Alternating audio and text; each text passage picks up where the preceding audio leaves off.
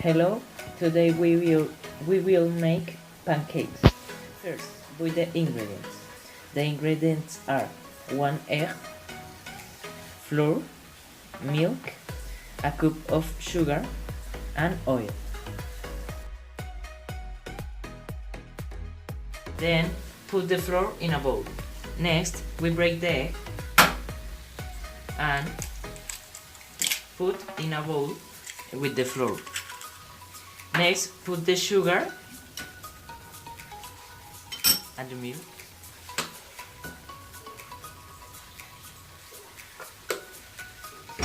And mix.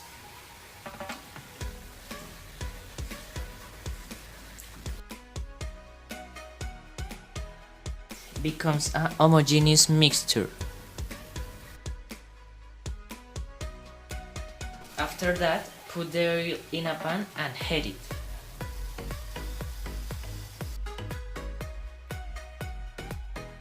Put the mixture in a pan and fry it.